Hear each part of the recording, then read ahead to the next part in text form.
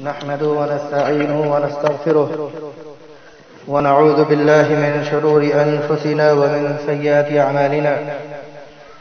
من يهده الله فلا مضل له ومن يضلله فلا هادي له.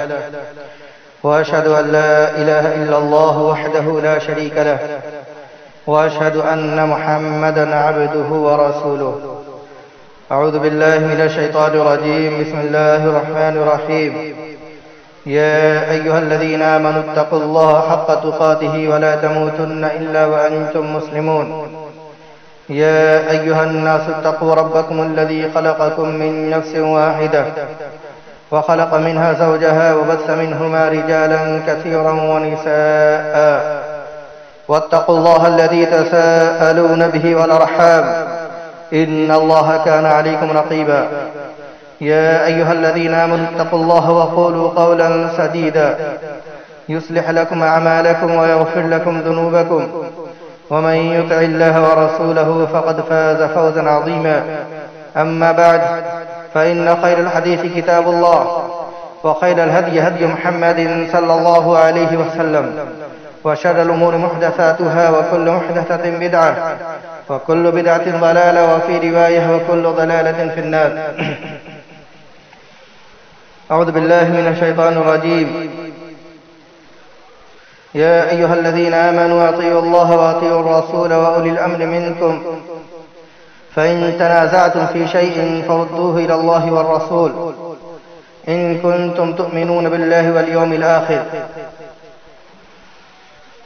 وعن عبد الله بن عمر رضي الله عنه قال فرض رسول الله صلى الله عليه وسلم زكاة الفطر ساعا من شعير أو ساعا من تمر على الحر والعبد والذكر والأنثى والصغير والكبير من المسلمين. ہر قسم کی تعریف حمد و ثنا کبریائی اور بڑائی صرف اور صرف اللہ رب العالمین کے لیے لائق و زیبا ہے جو ہمارا اور آپ کا خالق و مالک و رازق ہے. اور بے شمار درود و سلام نازل ہو تمام انبیاء اور رسول پر اور بالخصوص جناب محمد رسول اللہ صلی اللہ علیہ وسلم پر جن اللہ تعالیٰ نے اپنا آخری دین اپنی آخری شریعت دے کر اپنا آخری نبی بنا کر اس دنیا میں بھیجا. اللہم بارک وسلم علیہ.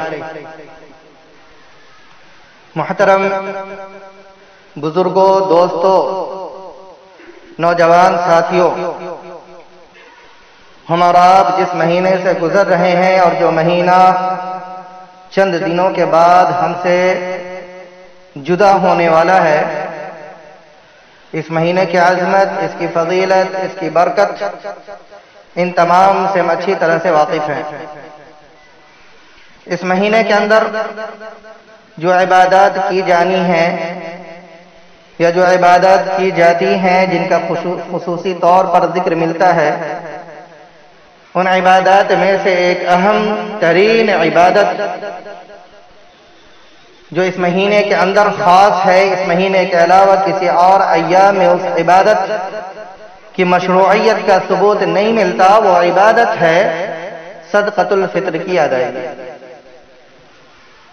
صدقۃ الفطر کیا ہے؟ کب ادا کرنا ہے؟ کس کو ادا کرنا ہے؟ کس کو دینا ہے؟ انشاءاللہ اس مختصر وقت میں اس اعتبار سے بیان کرنے کی کوشش کروں گا کہ آپ کے اعتراضات، آپ کے الجھن یہ آپ کے ذہن سے دور ہو جائے.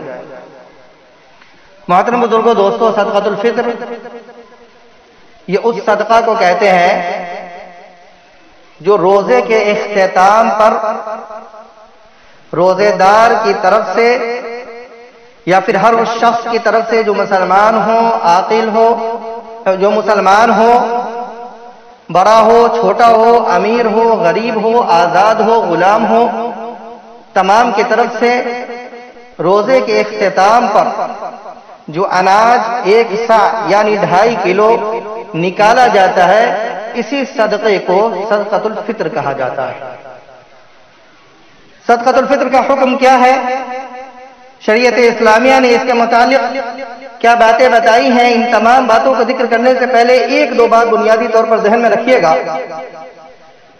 کہ جو فقہی مسائل ہوتے ہیں ان کے اندر اختلافات پائے جاتے ہیں، اور جن مسائل کے اندر اختلافات پائے جاتے ہیں، اگر 2 قول 3 قول 4 قول جو بھی اقوال اس کے اندر پائے جاتے ہیں، ان تمام کے پاس اپنی اپنی دلیل ہوتی، کوئی بغیر دلیل کے بات نہیں کرتا۔ لیکن جب آپ کو کسی نتیجے پر پہنچنا ہو، آپ کو کسی ایک مسئلے کو لینا ہو، تو اس وقت ضروری یہ ہوتا ہے کہ جو اختلافات ہیں ان کے دلائل کی تحقیق کی جائے، ان کے دلائل کی چھان بین کی جائے، اور جن کی دلیل اقرب الی الصواب ہو، سب سے بہتر ہو، ان کے مطابق عمل کیا جائے۔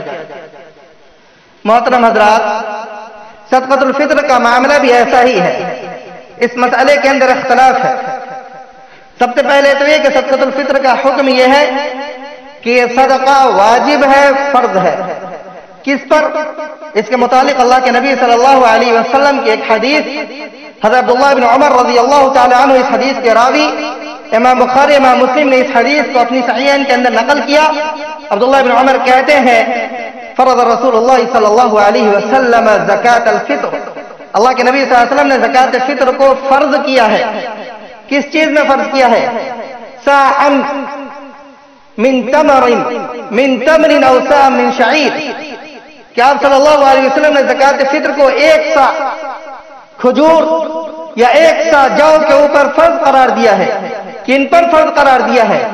علی العبد والحر والذکر والانثى والصغیر والکبیر من المسلمین، مسلمانوں میں سے آزاد ہو، غلام ہو، مذکر ہو، یعنی مرد ہو، عورت ہو، بڑا ہو، چھوٹا ہو، ہر کسی کے اوپر صدقۃ الفطر کو واجب اور فرض قرار دیا گیا جو مسلمان ہو۔ اور اسی حدیث کے اندر ہے وَأَمَرَ أَن تُؤَدَّى قَبْلَ خُرُوجِ النَّاسِ إِلَى الصَّلَاةِ أي إِلَى صَلَاةِ الْعِيدِ، اور یہ حکم دیا کہ مسلمان عیدگاہ نکلنے سے پہلے، عید کی نماز سے پہلے اس صدقے کو ادا کر دے۔ تو آپ نے اس حدیث کے اندر دیکھا صدقۃ الفطر واجب ہے، اس کو نکالا جائے گا جو بھی مسلمان ہے ان تمام کی طرف سے نکالا جائے گا سوائے اس شخص کے کہ جس کے پاس عید کے دن کھانے کے لیے کچھ موجود نہ ہو، اس کے اوپر یہ فرض نہیں ہے۔ مگر کوئی ایسا ہو کہ جس کے پاس عید کے دن جو اس کے گھر کے افراد ہیں ان تمام کے لیے کھانے پینے کے انتظام کے بعد جو فاضل صدقہ، جو فاضل اناج اس کے پاس بچتا ہے اور اس اناج سے وہ صدقۃ الفطر ادا کر سکتا ہے، تو اس شخص کے اوپر بھی واجب ہے کہ وہ صدقۃ الفطر کو ادا کرے۔ تو یہ صدقۃ الفطر کا حکم ہے۔ دوسرا مسئلہ یہ ہے کہ اگر صدقۃ الفطر کسی کو نکالنا ہے تو کن چیزوں میں نکالے گا، کن چیزوں میں نکالے گا، اس امر میں اختلاف ہے۔ 2 قول ہے اس سلسلے میں۔ پہلا قول یہ ہے اناج کے اندر نکالا جائے گا، دوسرا قول یہ ہے اناج بھی نکال سکتے، قیمت بھی نکال سکتے۔ بلکہ ایک اور قول ہے، ایک تیسرا قول یہ ہے کہ انسان لوگوں کی سہولت کے اعتبار سے نکالے گا۔ یہ تمام قول ہے، لیکن اگر آپ ان کے دلائل کا جائزہ لیں، سب سے پہلا قول جو یہ کہتے ہیں کہ صدقۃ الفطر میں اناج ہی نکالا جائے گا، اناج کے علاوہ نہیں نکالا جائے گا، اس کے قائلین 4 ائمہ میں سے 3 ہیں، امام ابو حنیفہ کے علاوہ 4 ائمہ میں سے امام ابو حنیفہ کے علاوہ 3 ہیں جو اس کے قائل ہیں۔ اسی طریقے سے ابن باز ہے، ابن عثیمین ہے، علامہ البانی ہے، یہ تو ہمارے فقہا ہیں۔ لیکن اگر آپ صحابہ کرام رضوان اللہ علیہ اجمعین اور اللہ کے نبی صلی اللہ علیہ وسلم کی زندگی کا جائزہ لیں اور احادیث کا جائزہ لیں، تو احادیث کا جائزہ لینے پر آپ کو پتہ چلے گا کہ یہ جو پہلا قول ہے یہی قول راجح ہے۔ اس کی دلیل کیا ہے؟ اس کی دلیل تو پہلی حدیث جو میں نے آپ کے سامنے پڑھی کہ فرض رسول اللہ صلی اللہ علیہ وسلم زکات الفطر صاعا من طعام، کھانے سے آپ صلی اللہ علیہ وسلم نے طعام، جن سے طعام سے اللہ کے نبی صلی اللہ علیہ وسلم نے صدقۃ الفطر کو واجب قرار دیا، فرض قرار دیا۔ دوسری حدیث صحیحین کے اندر وہ بھی روایت موجود ہے، حضرت ابو سعید خدری رضی اللہ تعالی عنہ اس حدیث کا راوی، وہ کہتے ہیں كنا نخرج زکاة الفطر صاعا من طعام او صاعا من شعیر او صاعا من زبیب او صاعا من عقد او صاعا من تمر، وہ کہتے ہیں کہ ہم لوگ صدقۃ الفطر نکالا کرتے تھے 1 صاع کھانے سے۔ اس کی تشریح اس حدیث کے اندر کی گئی کہ یا تو وہ جو ہوتا تھا یا منقع یا پنیر یا پھر کھجور، ان میں سے ہم لوگ صدقۃ الفطر ادا کیا کرتے تھے۔ ایک دوسری حدیث حضرت ابو سعید خدری رضی اللہ تعالی عنہ سے، وہ بھی صحیحین کے اندر موجود ہے، وہ کہتے ہیں كنا نخرج في عهد رسول الله صلی اللہ علیہ وسلم ساعة من طعام، کہ ہم لوگ اللہ کے نبی صلی اللہ علیہ وسلم کے زمانے میں صدقۃ الفطر جو ادا کرتے تھے وہ کھانے سے یعنی جن سے طعام سے ہم لوگ ایک سا ادا کرتے تھے۔ وَكُنَّا، اور اس زمانے میں كَانَ طَعَامُنَا، اور اس زمانے میں ہمارا کھانا جو عمومی طور پر لوگ استعمال کرتے تھے، لوگ عمومی طور پر جو کھاتے تھے وہ کیا؟ وہ جو، پنیر، کھجور، مرقہ، یہ چیزیں تھیں جس کا استعمال عمومی طور پر لوگ کرتے تھے۔ سنن بیہقی کے اندر حضرت عبداللہ بن عباس رضی اللہ تعالی عنہ سے بھی اس مفہوم کی حدیث مروی ہے۔ امام البانی نے اس حدیث کو حسن قرار دیا، وہ کہتے ہیں کہ اللہ کے نبی صلی اللہ علیہ وسلم نے حکم دیا کہ تم لوگ ایک ساتھ جن سے طعام سے صدقۃ الفطر نکالو۔ تو یہ دلائل ہیں ان لوگوں کے جو کہتے ہیں کہ صدقۃ الفطر کو جن سے طعام سے نکالا جائے، اور یہی قول راجح ہے۔ لہذا صدقۃ الفطر جن سے طعام سے نکالا جائے، جو لوگ کہتے ہیں جن سے طعام سے نہیں بلکہ اس کی قیمت بھی نکالی جا سکتی ہے، ایک دو بات میں ذکر کروں، وہ ان کی دلیل کیا ہے؟ سب سے پہلے تو وہ زکوٰۃ کے مسئلے پر قیاس کرتے ہیں، نص کے ہوتے ہوئے، دلیل صریح کے ہوتے ہوئے قیاس کی کوئی حیثیت باقی نہیں رہ جاتی۔ دوسری بات یہ کہ وہ یہ کہتے ہیں کہ بھائی اس زمانے میں زیادہ بہتر ہے کہ صدقۃ الفطر آپ قیمت میں ادا کریں تاکہ لوگ اپنی زیادہ سے زیادہ ضروریات کو پوری کر سکیں۔ ایسے لوگوں سے ایک سوال ہے کہ کیا یہ ضرورت صرف ابھی باقی ہے یا اس زمانے میں جو لوگ زندہ تھے صحابہ کرام رضوان اللہ علیہ اجمعین کی بھی ضرورتیں تھیں؟ کیا ان کے پاس کپڑا بہت زیادہ ہوتا تھا؟ کیا ان کے پاس اور دیگر چیزوں کی ضرورت نہیں ہوتی تھی؟ سب کچھ ہوتا تھا، لیکن اس کے باوجود اللہ کے نبی صلی اللہ علیہ وسلم نے جو حکم دیا صدقۃ الفطر کے ادا کرنے کا وہ یہ کہ جن سے طعام سے ادا کیا جائے۔ ان کی تیسری دلیل یہ ہے، وہ یہ کہتے ہیں کہ بھائی صدقۃ الفطر کو جن سے طعام سے نہیں بلکہ قیمت سے ادا کیا جائے، اس لیے کہ اس زمانے میں لوگ جو اناج نکالتے تھے اس زمانے میں لوگ قیمت اور نقد کے طور پر اناج کا استعمال کرتے تھے، جبکہ جب آپ بہت سی دلائل ہیں اگر آپ اس کا جائزہ لیں گے کتب حدیث کے اندر احادیث کو کھنگالیں گے تو آپ کو پتہ چلے گا کہ اس زمانے میں بھی لوگوں کے پاس دینار و درہم کثرت سے ہوا کرتی تھی، اس زمانے میں بہت لوگ ہوتے تھے، لیکن اس کے باوجود کسی ایک صحابی سے بھی یہ منقول نہیں کہ کسی ایک صحابی نے قیمت ادا کی۔ لہذا یہ تمام دلائل جو دیے جاتے ہیں یہ صرف قیاسات ہیں، لہذا صحیح دلائل کے سامنے ان قیاسات کی کوئی ویلو نہیں ہے، اور صحیح مسئلہ جو راجح مسئلہ ہے وہ یہ کہ صدقۃ الفطر آپ اناج سے نکالیں، جن سے طعام سے صدقۃ الفطر آپ نکالیں، یہی مسئلہ راجح ہے۔ آپ جو کھاتے ہیں اس کے مطابق 2.5 کلو صدقۃ الفطر جو ایک سا ہوگا اب 2.5 کلو آپ ادا کر دیں۔ جو کھاتے ہیں جس کا استعمال زیادہ سے زیادہ کرتے ہیں، چاہے آپ گھر میں کھاتے ہو، ہوٹل میں کھاتے ہو، کہیں بھی کھاتے ہو، زیادہ سے زیادہ استعمال کرتے ہیں۔ بلکہ میں تو یہ کہتا ہوں کہ جو لوگ مالدار ہیں، اگر جن چیزوں کا ذکر حدیث کے اندر کیا گیا پنیر سے، کشمش سے، کھجور سے، اگر وہ اس سے بھی ادا کر دے تو یہ بھی اس میں بھی کوئی حرج کی بات نہیں، بلکہ یہ زیادہ بہتر بھی سمجھ میں آتا ہے تاکہ فقراء اور مساکین کو زیادہ سے زیادہ اس کا قسم قسم کے انواع اقسام ان کو مل جائے۔ بہرحال آپ جو کھاتے ہیں اس سے بھی ادا کر سکتے ہیں، حدیث کے اندر جن چیزوں کا ذکر ملا ہے آپ اس سے بھی صدقہ فطر ادا کر سکتے ہیں۔ ایک آخری مسئلہ یہ ہے کہ صدقۃ الفطر کب ادا کیا جائے، بلکہ اس کے بعد ایک اور مسئلہ ہے۔ صدقۃ الفطر ہمارے یہاں ایک رواج چلا ہوا ہے کہ صدقۃ الفطر ہم لوگ کیا کرتے کہ مہینہ شروع ہوتا ہے اور ہم لوگ بانٹنا شروع کر دیتے ہیں۔ اس کا اصل وقت کیا ہے؟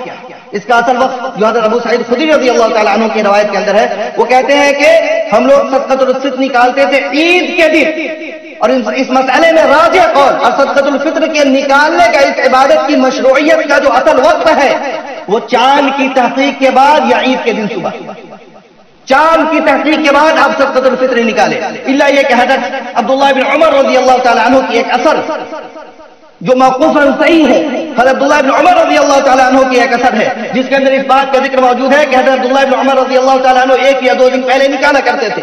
اس وجہ سے علماء نے یہ فتویٰ دیا کہ اس اثر کو دیکھتے ہوئے اگر کوئی 1 دن پہلے 2 دن پہلے اپنے سہولت کے اعتبار سے نکالتا ہے تو یہ جائز ہے، لیکن افضل ترین عمل یہ ہے کہ چاند کی تحقیق کے بعد صدقۃ الفطر کو نکالا جائے، اور اس سے پہلے اگر کوئی نکالتا ہے تو یہ جائز نہیں ہے، یہ جائز نہیں ہے۔ بلکہ امام مالک علیہ رحمہ نے اور بھی دیگر لوگوں نے کہا کہ اس سے پہلے اگر کوئی نکالتا ہے تو اس کا یہ صدقہ قبول ہی نہیں ہے۔ اس کے علاوہ یہ کہ صدقۃ الفطر کو کب ادا کیا جائے، اس سلسلے میں اللہ کے نبی صلی اللہ علیہ وسلم کی ایک روایت ہے، آپ صلی اللہ حضرت عبداللہ بن عباس رضی اللہ تعالیٰ عنہ سے روایت مروی وہ کہتے ہیں کہ اللہ کے نبی فرض رسول اللہ صلی اللہ علیہ وسلم صدقۃ الفطر طہرۃ للصائم من اللغو والرفث وطعمۃ للمساکین، کہ اللہ کے نبی صلی اللہ علیہ وسلم نے صدقۃ الفطر کو فرض قرار دیا کیوں؟ اس لیے کہ روزے کی حالت میں جو روزے دار سے غلطیاں ہو جاتی ہیں، جو لغو اور بیہودہ کام انسان کر بیٹھتا ہے روزے کی حالت میں، اس سے پاک و صاف ہو جائے۔ وَطُعْمَةً لِّلْمَسَاكِينِ، اور مسکین کے کھانے کے لیے، اس حدیث کے اندر بھی دیکھیں، وَطُعْمَةً لِّلْمَسَاكِينِ، مسکین کے کھانے کے لیے اس کا انتظام و انتظام ہو جائے۔ اسی طریقے سے صدقۃ الفطر کب دیا جائے؟ صدقۃ الفطر کب دیا جائے؟ تو عید سے پہلے دیا جائے۔ کن کو دیا جائے؟ تو فقراء اور مساکین کو دیا جائے۔ بعض لوگ کہتے ہیں کہ زکوٰۃ الفطر میں یعنی عمومی زکوٰۃ میں جن لوگوں کو دیا جاتا ہے سب کو دیا جائے، نہیں، یہ قول صحیح نہیں ہے، بلکہ صدقۃ الفطر کا مصرف یہ ہے کہ آپ فقیر کو دیں یا مسکین کو دیں۔ اس کا طریقہ یہ ہے کہ آپ پہلے معلوم کر لیں کہ آپ کے علاقے میں کون غریب ہے، کون مسکین ہے، اس کی ایک لسٹ بنا لیں، اور جیسے ہی وقت ہو آپ اس کو نکالیں اور نکال کر اس کے گھر پر پہنچا دیں، کیونکہ کوئی بھی مسکین آپ کے گھر پر مانگنے نہیں آئے گا، اور مسکین ہمارے صدقۃ الفطر سے محروم ہو جاتا ہے۔ لہذا مسکینوں کا زیادہ سے زیادہ خیال رکھیں، اور اپنے جو قریبی رشتہ دار ہیں، اپنے جو اڑوس پڑوس میں گاؤں محلے میں ہیں، پہلے ان کا خیال رکھیں، اور ان کے بعد اگر بچ جائے تو اڑوس پڑوس کی بستیوں میں دور دراز بھی اگر چاہیں ایک دن پہلے 2 دن پہلے آپ چاہیں بھیجنا تو بھیج سکتے ہیں۔ تو لہٰذا یہ صدقۃ الفطر کے متعلق یہ مسائل تھے جو تھوڑا وقت آپ کا میں نے زیادہ لیا، لیکن ان تمام مسائل اور ان تمام شقوں کی وضاحت نہایت ضروری تھی، کیونکہ بہت سی غلطیاں ہیں جو ہمارے سماج اور معاشرے میں پائی جاتی ہیں۔ لہٰذا یہ دلائل کے روح سے میں نے آپ کے سامنے یہ مسائل بیان کیے، جن کو اگر نہیں سمجھ میں آ رہی ہے بات، اگر وہ مزید تفصیل سے اور سمجھنا چاہتے ہیں تو وہ بعد میں ملاقات کر کے اس مسئلے کو سمجھ سکتے ہیں، لیکن یہی مسئلہ راجح ہے۔ اختلافات کے بعد اللہ رب العالمین ہم تمام لوگوں کو کتاب و سنت کے مطابق عمل کرنے کی توفیق عنایت فرمائے۔ اللہ رب العالمین نے فرمایا کہ اللہ اس کے رسول کی اطاعت و فرما برداری کرو، اپنے اولو الامر کی اطاعت و فرما برداری کرو، لیکن جب اختلافات ہو جائے تو کتاب و سنت کی طرف اس کو لوٹاؤ اور کتاب و سنت کے مطابق اس مسئلے کو حل کرو۔ تو کتاب و سنت کے مطابق جب مسئلہ حل ہو جائے تو جو واضح دلیل ہمارے سامنے آ جائے تو ہم کب سے کس چیز پر عمل کر رہے ہیں اس پر غور کیے بغیر جو صحیح مسئلہ ہے اس کے مطابق ہمیں عمل کرنا چاہیے۔ اللہ رب العالمین سے دعا کہ اللہ تعالی ہم تمام لوگوں کو کتاب و سنت کے مطابق عمل کرنے کی توفیق عنایت فرمائے، اور جو ایام بچے ہوئے ہیں ان میں کثرت سے عبادت کرنے کی توفیق عنایت فرمائے، اور اللہ رب العالمین جو کچھ ہم نے عبادات کیے ہیں اللہ ہم ان عبادات کو اپنے رحم کرم سے قبول فرمائے، ان کے اندر جو غلطیاں ہوئی ہیں اللہ تعالیٰ ان غلطیوں کو درگزر فرمائے۔ اسی طریقے سے جو وبا یہ مصیبت ہم پر نازل ہو چکی ہے اللہ رب العالمین ہم تمام لوگوں کو اس سے چھٹکارا دے۔ جو لوگ بیمار ہیں اللہ رب العالمین انہیں شفا عاجلہ کاملہ نصیب فرمائے، جو لوگ اس دنیا سے جا چکے ہیں اللہ ان کی مغفرت فرمائے، جنت الفردوس میں اعلیٰ سے اعلیٰ مقام عطا فرمائے۔ اللہ رب العالمین ہم تمام لوگوں کے صحت و عافیت کے ساتھ رکھے اور خیر کے کاموں میں بڑھ چڑھ کر حصہ لینے کی توفیق عنایت فرمائے۔ آمین ثم آمین۔ اقول قولی هذا واستغفر الله لي ولكم ولسائر المسلمين انه هو الغفور الرحيم۔